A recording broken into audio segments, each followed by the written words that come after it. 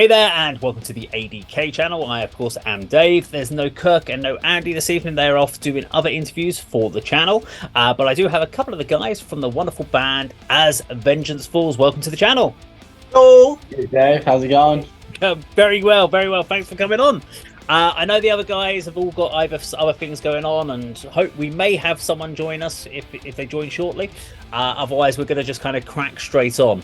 Now, usually at this point, at the start of the interview, I always ask the question about, so where did the name of the band come from? But we've got a little bit more of a challenge with you guys, because in the last 12 months, you've had 3 band names. So we're going to go through the 3 band names.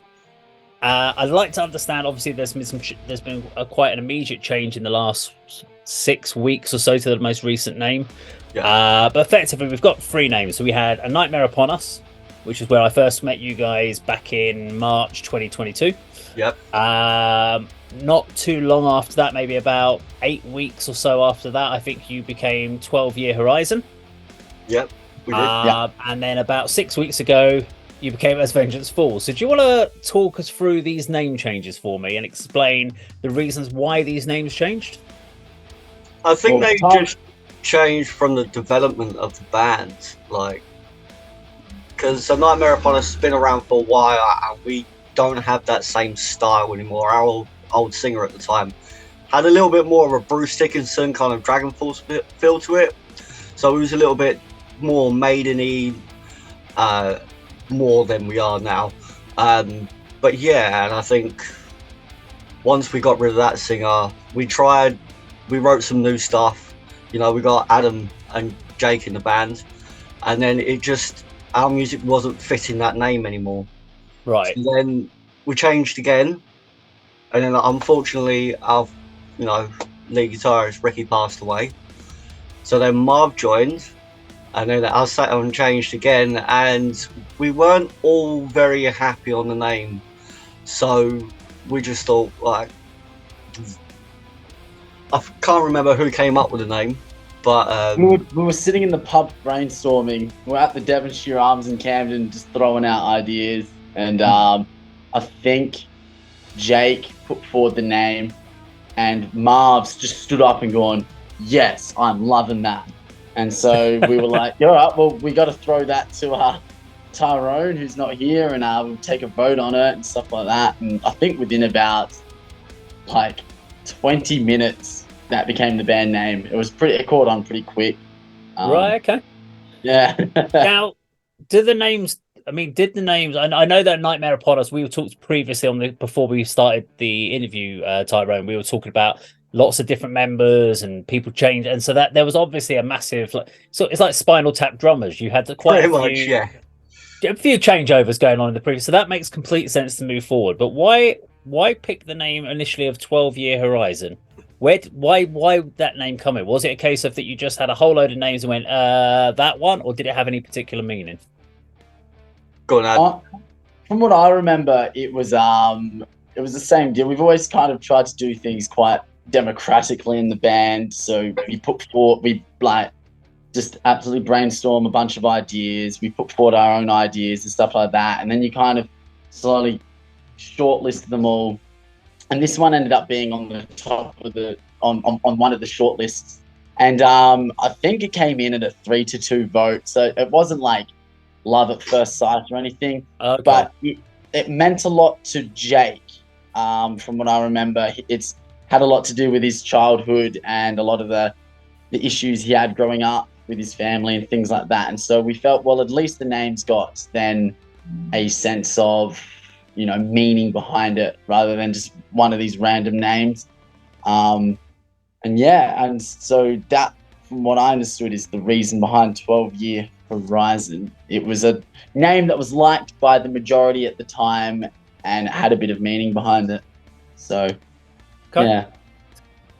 So going on to the music of As Vengeance Falls. Now, one of the things I was listening to some of the stuff off of last year's, was it an EP or an album? I can't remember, it was an EP, wasn't it? EP, yeah.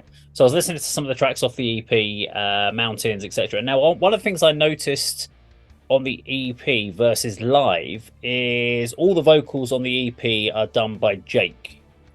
Now, Adam, I noticed live that you do a lot of kind of backing vocals, and I didn't hear any of your backing vocals on the EP. So, what were either they buried in the mix, or did you not do any backing vocals on that EP? For the EP, I didn't really do any backing vocals. I wasn't around for a lot of the recording of the EP, Right. unfortunately. But yeah, from what I know, Ricky does a lot of the doubling on the heavy vocals and stuff on the EP. But live, I think it was just at rehearsal, I realized I can sing along to most of these songs. It gives the music a bit of an extra layer when it's performed live, I suppose. So that's kind of why I've introduced the backing vocals when we perform live. But yeah, it's worth looking into actually going forward. Maybe I'll put down some vocals on some of the. I was going to say, if you were going to actually do some backing vocals on the next recording, maybe. Yeah, I mean, I'd like to. We'll see. So talk about how does a song get created in As a Vengeance Falls? Is it a case that someone writes a whole song and in a basic format and presents it to the band, or is it a case of someone comes in with a riff and you start jamming it and putting it together in the studio? What's the writing process for you guys? Well, it used to be me and Ricky would write most of the material, because you always get those musicians that are just, he would churn out 3 or 4 songs a day. They weren't always great, but we'd get through them. That's it. That's where he got his name from. But then he'd filter them ideas. He would come to mine, would sit in the shed, jam away for a few hours away in whatever heat or cold, just because you gotta get it done. And that's how we would write the songs, and then take them into the studio with like the rest of them, and then we would filter stuff and build from there. So the grand call was Rick, but moving forward, I think it's just going to be piling ideas, going into the studio, just jamming out, finding stuff that works, and then just back and forth. Okay. Yeah, people kind of put forward their ideas, or like someone might have a riff, or someone might have a fully written and semi-recorded song. We kind of put it forward to the band, and it slowly gets developed. It gets recently our last few rehearsals have mostly been focusing on our live performance, but usually put forward your idea though, and it gets picked up. We start putting our own little ideas on top when we can. So have you started working on writing new material now? Because obviously the EP was last year. I know that you've had a couple of new sort of songs coming into the set. So what's that looking like going forward from a writing, recording process for you guys? So I think we're going to be looking at recording another single relatively soon, when we all get the time, of course. I'm not going to tell you which one that is.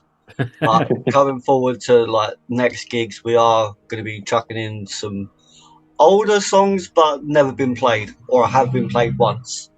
Right. Okay. So we're going to bring back some songs that we just stopped using because they're good songs. Yeah. Go on, Ash, you fill in. So I mean, from what I understand, we have a few songs lined up. We're going to start hopefully getting tracked, that's for sure. And we have a couple, perhaps more than a few, that are currently being written. We won't know when they're going to be recorded, but they'll hopefully start appearing in our live performances pretty soon. It's always kind of nice and exciting when we've got a few upcoming gigs and you're sitting there and you're going through the back catalogue and you're going through what we've got coming up, and you got to like pick and choose a set. I've always found that kind of interesting. Our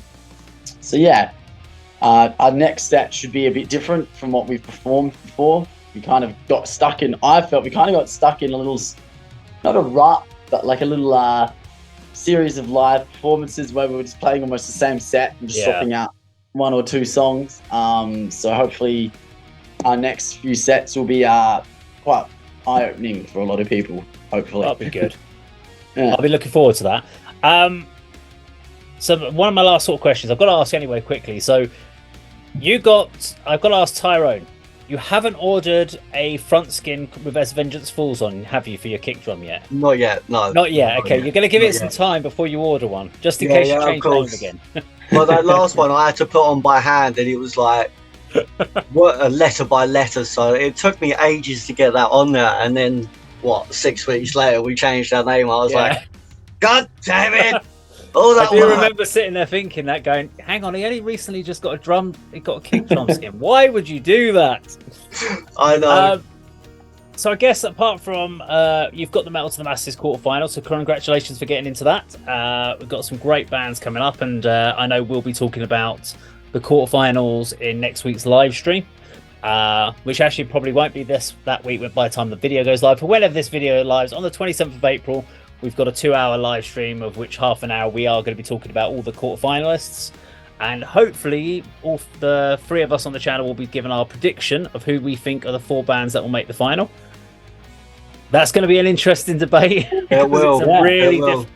It's a very difficult year this year. If you think about it, last year it was all the real growly, aggressive bands that got through. This year it's not that. And all those bands got knocked out pretty much.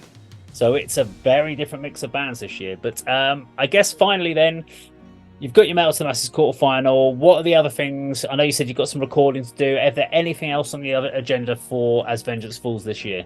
Yeah, so I think between those two things, we're going to do some pre-production recordings so we can get all this done smoothly.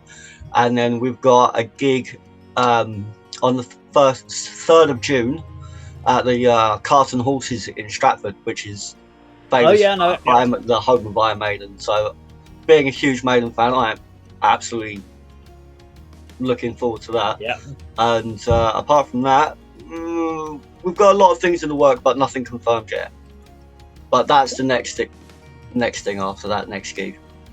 Well, I'm looking forward to checking you guys out at the quarterfinals because, of course, I will still be there. I'll be there with the camera at the back, filming as always. And I just want to wish you best of luck in the quarterfinals. Look forward to having some new music from you guys out, hopefully later in the year. And I recommend to everyone at home, go check out As Vengeance Falls. Thank you very much. Cheers, Dave. Bye.